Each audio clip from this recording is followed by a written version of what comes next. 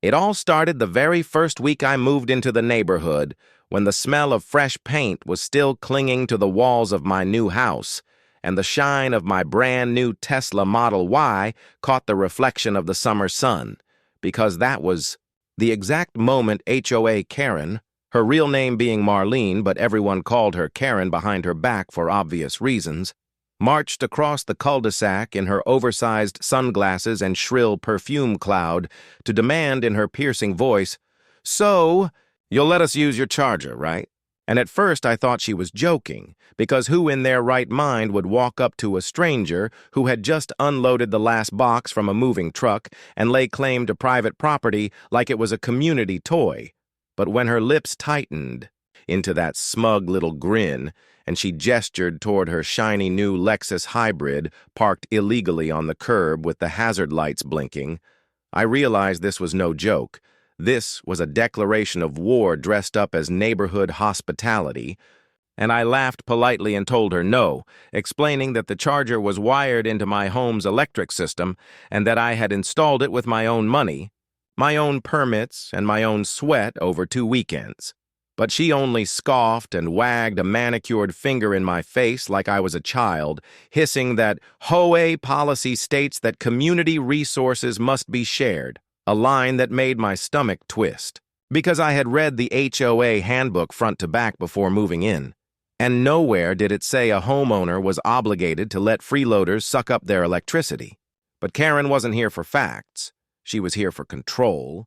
And over the following days, her campaign escalated from annoying to outrageous. Anonymous letters taped to my door accusing me of being selfish.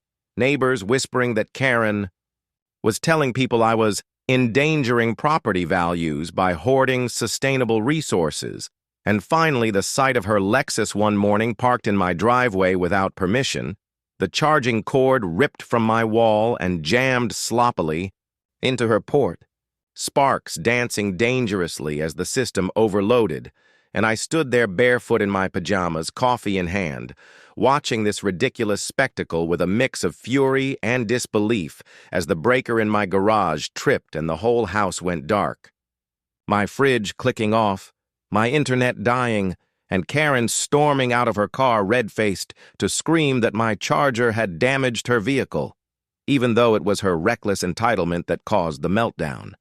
And from that day forward, Section 1 of this saga was carved into my memory as the line in the sand, the moment when I realized this wasn't just about electricity, it was about power, and Karen would burn down the whole neighborhood if it meant forcing someone else to kneel. But what she didn't know was that I wasn't the type to bow, not to an HOA, not to a Lexus driving tyrant, and certainly not to someone who thought community meant confiscation. And though that morning ended with me calling an electrician to fix the blown circuits and her screeching about lawsuits while neighbors peeked through blinds, I knew deep in my gut that this was just the opening skirmish of a long, ugly war, one that would stretch from driveways to courtrooms, from whispered gossip to blazing headlines, and that by the time it ended, Karen would learn a lesson she'd never forget. And I would uncover just how far greed and entitlement could twist a person when the only thing they cared about more than their Lexus was control of everyone else's lives. After the Lexus debacle that first week, I thought maybe Karen would feel embarrassed enough to retreat, but instead it only seemed to embolden her, like my refusal to hand over my Tesla charger had sparked some personal vendetta. And suddenly, I wasn't just the new guy in the neighborhood, I was enemy number one, the villain in Karen's never-ending HOA soap opera, and she wasted no time weaponizing her position as board president to make my life hell, sending me compliance notices for nonsense infractions like leaving my trash cans out 2 minutes past pickup, having a hose coiled the wrong direction, and even for the audacity of washing my own car in my own driveway, which she claimed was against community guidelines, even though I checked the bylaws twice and no such rule existed. But Karen didn't care about facts, she cared about power.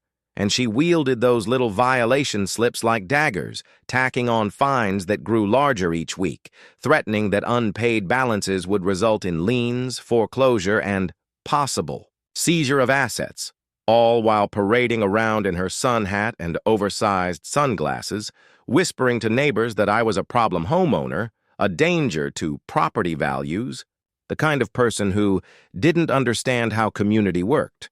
And though some neighbors swallowed her gossip like gospel, others started quietly giving me sympathetic nods when she wasn't looking. And I realized Karen had ruled this neighborhood for so long through intimidation that no one dared stand up to her. But she had finally picked the wrong target, because I wasn't going to be bullied out of my rights, especially not over something as ridiculous as her demand. To juice up her Lexus off my dime, so I began documenting everything: photos of her trespassing, videos of her harassing me, copies of every bogus citation she sent. And while I kept smiling politely on the surface, behind the scenes I was building a case, brick by brick, because I knew sooner or later she would push so far she'd leave herself exposed. But in the meantime, her antics escalated in more petty and dangerous ways. I'd find footprints in the mulch near my side gate, clear evidence she or one of her cronies had been snooping. I'd wake up to the faint hum of a drone hovering over my backyard at night, and twice I caught neighborhood kids, clearly sent by Karen, trying to plug extension cords into my charger, like it was some kind of public outlet, the cables snaking awkwardly across the grass while they laughed nervously and bolted when I stepped outside, and each time I confronted her, she'd flash that smug smile and say, "Well, if you weren't so selfish, none of this would happen," as if the chaos she orchestrated was somehow my fault. And I began to notice the pattern, how she thrived on manufacturing conflict, how she loved watching people squirm. But what she hadn't calculated was how stubborn I could be. And while she kept tightening her grip, I was already plotting not just to defend myself, but to dismantle her reign piece by piece, because deep down I knew this battle over a charger wasn't about electricity at all. It was about freedom, about refusing to let someone like Karen dictate the terms of my life. And as I stared at her Lexus parked smugly in her driveway, the faint scorch mark still visible where she had fried the system in her reckless attempt to steal my power, I promised myself one thing.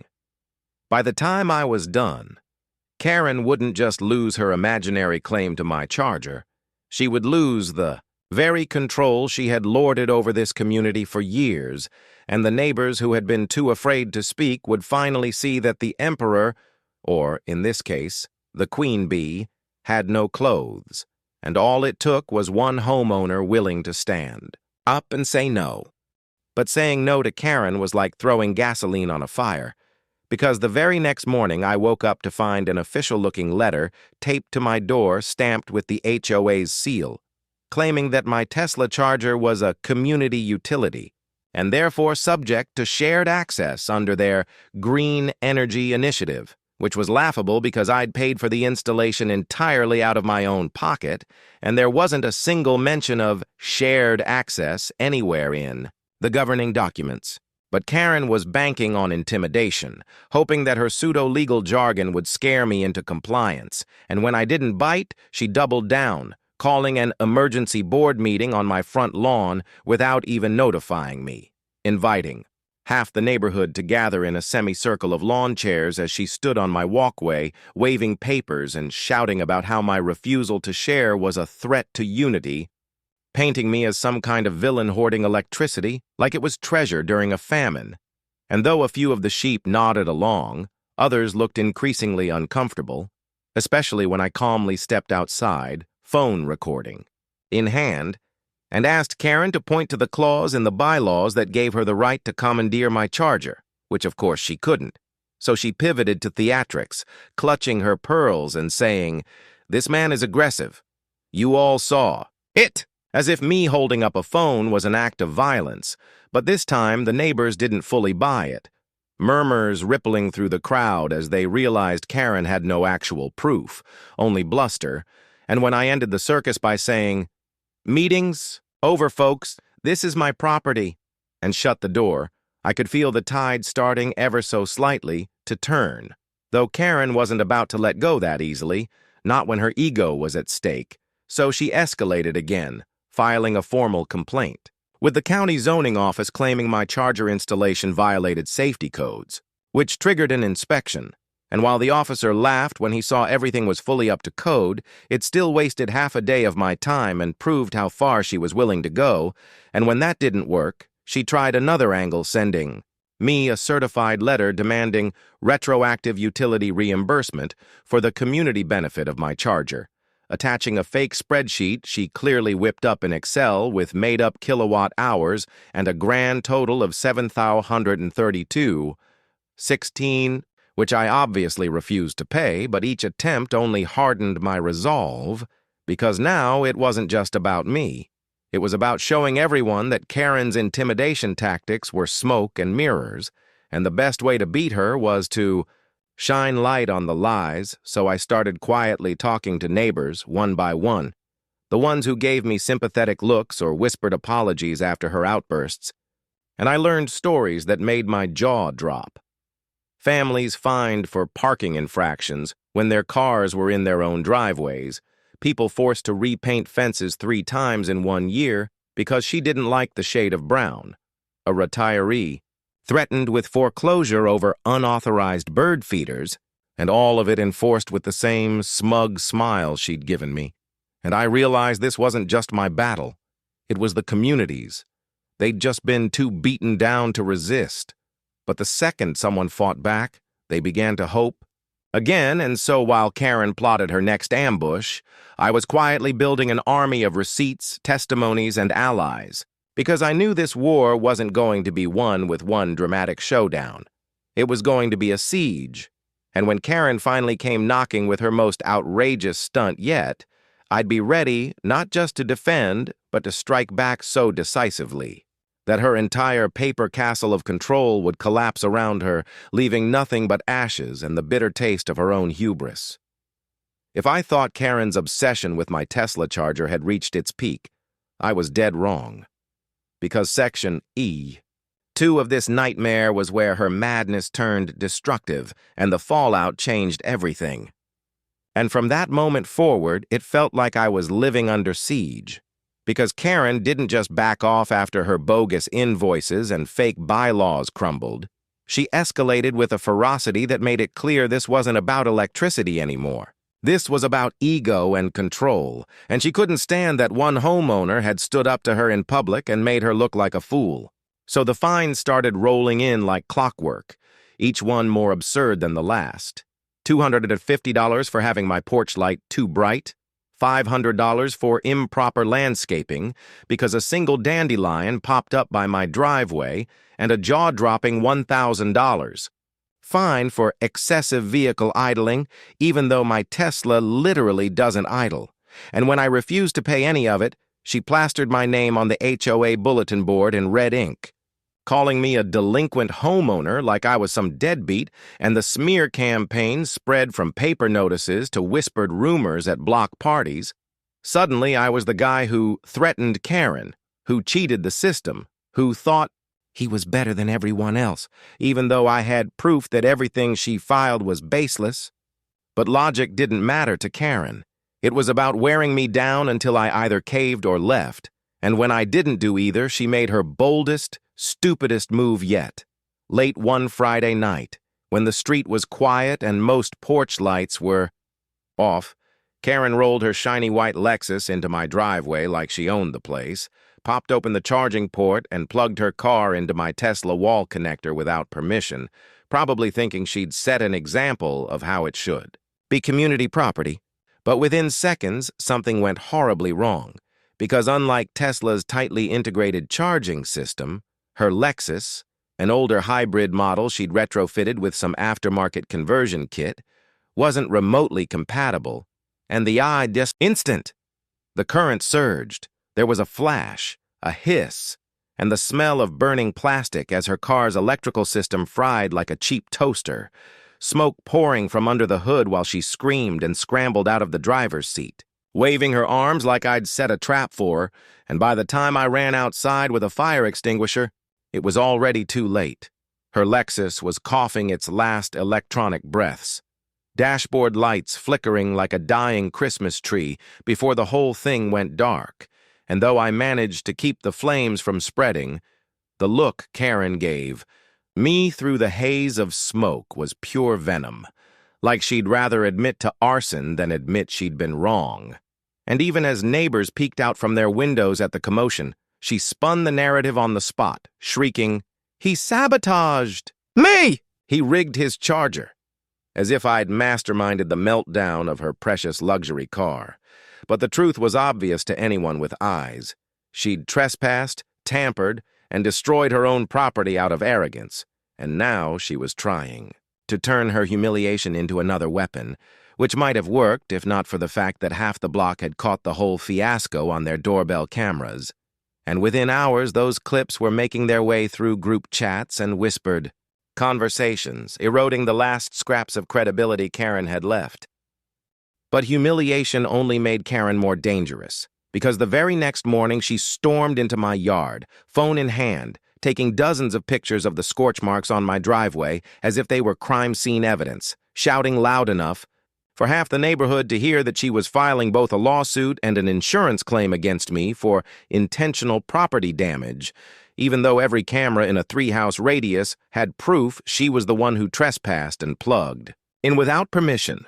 And when I calmly told her she should probably talk to her insurance company about how aftermarket mods voided her warranty, her face twisted with rage in a way I'll never forget. Because in that moment I realized Karen didn't actually care about winning legally or logically. She cared about keeping the appearance of power. And if that meant inventing lies bigger than ever before, she would. So sure enough, 2 days later, I got another official-looking envelope in the mail claiming the HOA was now levying a special assessment of $15,000 against me to repair communal electrical infrastructure, which was laughable because 1, my charger wasn't communal, and 2, the HOA didn't even manage the utility grid, but the way it was worded was sly enough to scare less savvy neighbors into thinking I owed money to them that could raise everyone's dues if unpaid, and Karen banked on that fear. Holding another so-called emergency meeting in her living room where she dramatically unveiled printouts of her damaged Lexus and claimed I had installed a weaponized charger, and though some of her die-hard sycophants clapped and gasped at her theatrics, cracks were forming in her control because more and more neighbors were starting to ask simple questions like, "If his charger is so dangerous, why did you plug into it? And didn't your car already have issues with that third-party kit?" And I could tell by the way Karen's smile faltered that she knew her narrative was slipping. But instead of backing down, she doubled down, dragging the HOA board deeper into her vendetta by pushing for a lien on my house. And when that failed, trying to weaponize county inspectors again with noise complaints and safety violations, all of which fizzled when inspectors found nothing wrong, and each failed attempt only emboldened me further. So I began compiling a meticulous record of every fine, every complaint, every meeting, because while Karen was busy lighting fires of chaos, I was quietly stockpiling evidence for the day I'd strike back with precision. And in the meantime, the fried Lexus sat in her driveway like a tombstone of her arrogance, hood blackened, bumper warped. A silent reminder to everyone of what happens when power trips meet reality. And though Karen tried covering it with a tarp, everyone knew, and every whisper behind her back chipped away at her untouchable facade, setting the stage for the reckoning that was coming sooner than she could imagine. And as weeks went by, Karen's desperation metastasized into pure obsession, because every time one of her plots collapsed under the weight of evidence, she came back sharper, nastier, and more reckless, like a cornered animal lashing out. So, while she couldn't find me into submission and couldn't scare me with lawsuits that had no legal legs, she pivoted into psychological warfare, sending me passive-aggressive letters typed in bold red font about communal spirit and unneighborly conduct, leaving anonymous complaints with animal control about my perfectly healthy dog, and even planting weeds in my flower beds at night so she could photograph them and claim my landscaping was neglected. But what she didn't count on was the growing quiet rebellion in the neighborhood, because the very people she'd bullied for years, families she'd fined, retirees she'd threatened, young couples she'd belittled, had started quietly sharing their stories with me, and suddenly I wasn't just one man against an HOA president. I was the lightning rod for collective frustration, and the more Karen tried to smear me, the more obvious it became that she was unraveling because her tantrums weren't confined to meetings anymore. They spilled out onto sidewalks and grocery store aisles, her voice rising as she warned anyone who'd listen that my illegal charger was a public hazard, even as videos of her Lexus frying itself made the rounds online. Sometimes, with mocking captions like Karen versus Tesla, round 1, turning her into a local joke instead of a feared enforcer, which only made her more erratic. Until one unforgettable night when I came home late and found her standing in my driveway. Again, not with her Lexus this time, but with an extension cord running from her house across 3 lawns, plugged directly into an outlet on the side of my garage without permission, leeching electricity like a thief in the night. And when I caught her red-handed and told her to unplug it, she screamed that the community owned all exterior outlets, a claim so absurd I actually laughed out loud, which only enraged her further. And she stomped away shouting that I'd regret ever moving here. But what she didn't realize was that I already had her right where I wanted her, because every stunt she pulled gave me more evidence. Every lie she told stacked higher on the pile of contradictions, and soon I'd have enough to not just defend myself, but to dismantle her entire reign. And the irony was that the very obsession that fueled her attacks, the charger, was the same rope she was tying around her own neck, a noose tightening with each reckless move she made, and I knew that when the final tug came, she'd have no one to blame but herself.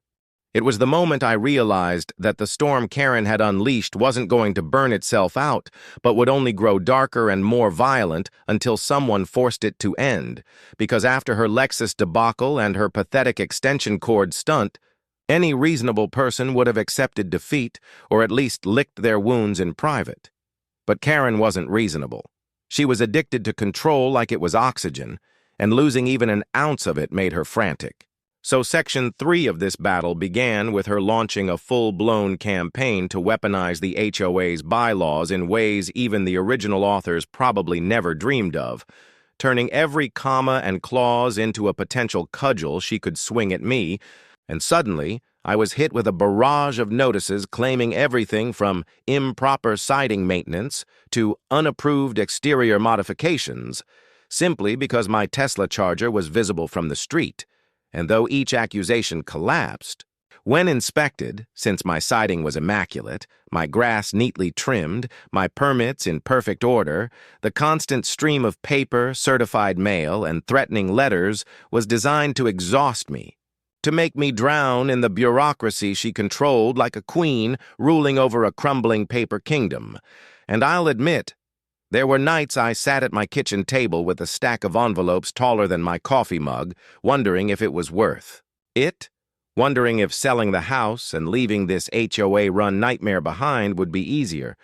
But then I'd glance out the window at the fried Lexus still sitting in her driveway, a monument to her arrogance. And I'd remember the whispers of gratitude from my neighbors, who had lived under her thumb for years.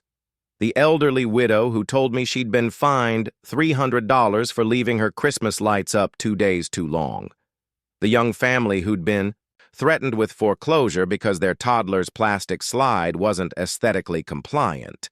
And I knew that leaving would mean abandoning them to her tyranny, so instead of backing down, I decided to fight fire with fire. And my plan began with documentation, meticulous, relentless documentation, photographing every letter, saving every voicemail, filming every encounter until I had a digital fortress of evidence too strong to deny, and then I started reaching out, not just to neighbors but to allies outside the HOA, county code enforcers who were tired of Karen's bogus complaints clogging their desks, consumer protection agencies curious about her misuse of funds, even a local journalist who had once written a piece about corrupt HOAs.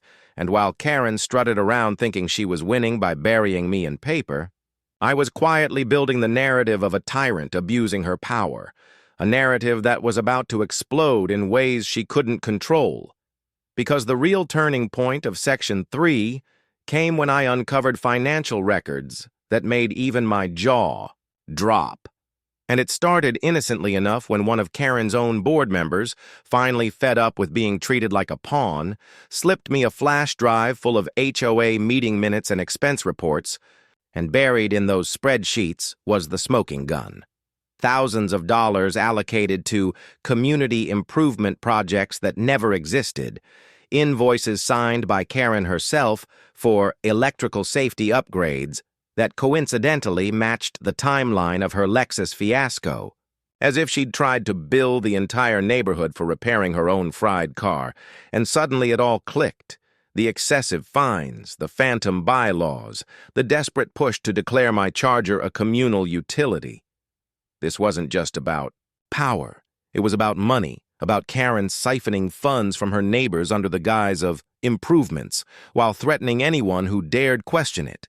And the Charger was her chance to build another fake budget line, to bleed the HOA coffers and cover her own mistakes. And once I had that evidence, the battle shifted from defense to offense, because now I had something bigger than personal grievances. I had proof of fraud, and I wasted no time packaging it into a dossier thick enough to snap a binder, complete with video of her Lexus meltdown, screenshots of her threatening texts, and testimony from half a dozen neighbors who had been fined into submission. And when I dropped it off with the county attorney's office and then, for good measure, sent copies to the local news station, I knew the countdown had started.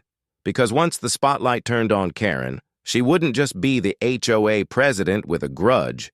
She'd be a corrupt official under investigation. And while I waited for that shoe to drop, I watched the neighborhood slowly transform, because word spread fast once people realized Karen's empire was cracking. And the same neighbors who once bowed their heads at her meetings now began speaking up, questioning her rulings, refusing to pay fines, and in those weeks before the storm broke, Karen's behavior became downright unhinged, storming up to my porch at midnight screaming that I'd ruined her life, leaving rambling voicemails about how the Charger was always meant to be shared, and even trying to organize a fake protest in front of my house with 3 of her loyalists holding signs that said things like, "Electricity is for everyone," and "Stop the greed." But the effort was so pathetic it only drew laughter from passers-by, and through it all I stood my ground. Quiet, resolute, and focused, because I knew the hammer was coming down, and when it did, it fell hard. First in the form of a cease and desist order from the county demanding Karen stop levying illegal fines, then a subpoena for HOA financial records, and finally, the news segment that aired on a Friday evening showing doorbell footage of her Lexus frying at my Charger, spliced with interviews from angry neighbors detailing her years of abuse, and seeing her face on the screen, pale and trembling as reporters knocked on her door, was the kind of poetic justice you couldn't script. But even as her kingdom crumbled and the law closed in, Karen didn't surrender. Not immediately. Because in her mind, she still believed she could scream, claw, and intimidate her way back into control. And that belief carried her into one final, desperate move that would mark the climax of Section 3. The night she tried to physically rip my Tesla Charger out of the wall with her own hands, marching onto my property with a wrench and a crowbar while shouting about taking back what belongs to the community.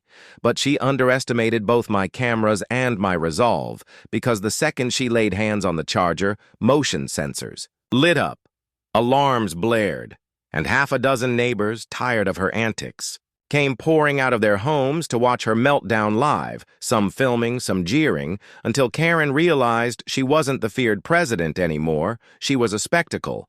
And when the police arrived moments later, called not by me, but by the very people she had ruled over for years. She was handcuffed on my driveway, her shrieks echoing through the cul-de-sac as her empire collapsed once and for all, and as they drove her away, I looked at the Charger still standing tall, undamaged, glowing faintly in the night. And I knew that the war wasn't just about electricity or a car, or even property rights. It was about standing up to a bully who thought she could rewrite reality, and winning didn't just mean keeping my charger, it meant freeing an entire neighborhood from her grip. And though I knew Section 4 of this saga would bring new battles in the courtroom and beyond, in that moment, as neighbors gathered to thank me and shake my hand, I felt the tide had permanently turned, and Karen's reign of terror had finally met its match. If Section 3 was the storm that tore through the neighborhood and left Karen in handcuffs on my driveway, Section 4 was the long echo that followed, rumbling through courtrooms, county offices, and the halls of our HOA itself, because the morning after her arrest, the entire community was buzzing like a hive that had just realized the queen was gone, neighbors milling about in small groups, some relieved, some anxious, others almost giddy that the spell of fear had broken.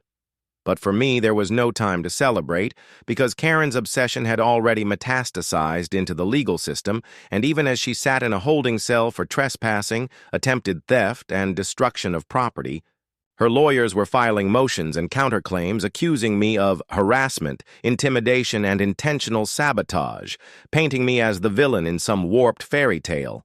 And though the charges against her were strong, I knew better than to underestimate how slippery someone like Karen could be when cornered, so I doubled down on preparation, meeting with my attorney daily, compiling timelines, printing photographs, organizing digital folders of videos, text messages, and doorbell footage until our case file could fill an entire filing cabinet. Because this wasn't just about winning my own freedom. It was about making sure she couldn't slither her way back into power with one slick speech or a technicality, and as the first hearing date loomed, the courtroom became the new battlefield, a polished wooden chamber where the stakes were higher than any HOA meeting and the consequences permanent. And when we walked in for the opening hearing, the place was packed, neighbors lining the benches as if attending a public execution, reporters scribbling notes because the Tesla Charger versus HOA president saga had gone semi-viral after the news broadcast, and there she was, Karen herself, sitting at the defendant's table in a tailored blazer 2 sizes too tight, jaw clenched, eyes darting around the room like a cornered predator. And when the judge asked her counsel to state their case, the lies flowed as smoothly as ever. That I had intentionally rigged my charger to explode, that I had been running an illegal energy-sharing operation, that I had physically threatened her at multiple meetings. But each time they spoke, my attorney countered with cold, hard evidence. A video clip here, a financial record there, testimony from neighbors who finally had the courage to stand up and tell the truth. And slowly but surely, the scales tipped, the judge's brow furrowing as the absurdity of her claims unraveled under scrutiny. And though Karen tried her old tricks of theatrics, gasps, and fake tears, they rang hollow in the stark light of sworn testimony, and when the county financial investigator took the stand to outline how HOA funds had been diverted into bogus electrical projects tied directly to Karen's accounts, the atmosphere in the courtroom shifted like a collective gasp, because fraud was no longer just an accusation. It was a documented fact. And in that moment, Karen's empire didn't just crack, it shattered. Her own board members turning on. Her distancing themselves with statements about how they'd been misled. Neighbors shaking their heads in disbelief that they'd allowed her to rule unchecked for so long. And though she tried to object, to shout over the proceedings, the judge silenced her with the stern crack of a gavel, warning that another outburst would land her in contempt.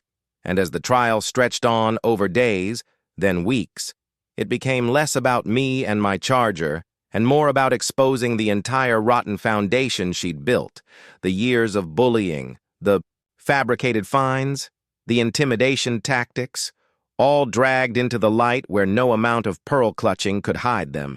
And by the time closing arguments rolled around, the narrative was no longer Karen versus me. It was Karen versus everyone. And she was losing spectacularly, but still she refused to accept it, cornering reporters outside the courthouse to insist she was the victim of a malevolent conspiracy, filing frivolous appeals the same day the jury returned a verdict against her, even trying to run for re-election as HOA president from under investigation, only to be laughed out of the ballot when the bylaws she once twisted were used to disqualify her. And though it might sound like the war ended there, Section 4 wasn't about her final defeat, but about the long, grinding process of rebuilding what she'd broken, because an HOA doesn't heal overnight, and without Karen at the helm, the board was like a ship without a captain, neighbors uncertain how to move forward, some still too traumatized by years of fines and threats to trust the system again. So I found myself stepping into a role I never expected. Not president. I had no desire for that. But organizer, mediator, the person who reminded everyone why we'd fought in the first place, and slowly, painfully, we started to draft new rules, fair ones, to dissolve Karen's emergency fine fund, to forgive debts that had been wrongfully imposed, to return money to homeowners who'd been robbed by her scams, and though it took endless meetings, heated debates, and more paperwork than I thought possible, little by little, the neighborhood transformed from a place of fear into one of cautious optimism. And through it all, my Tesla Charger stood in my driveway like a beacon, no longer a weapon in Karen's war, but a symbol of what happens when you refuse to bow to tyranny. And yet, even as life began to settle, even as laughter returned to block parties and neighbors stopped whispering in fear, I couldn't shake the knowledge that Karen wasn't finished, because people like her don't fade quietly. They cling, they claw, they plot, and the rumors that trickled back to me confirmed it. She was filing new appeals, talking about lawsuits.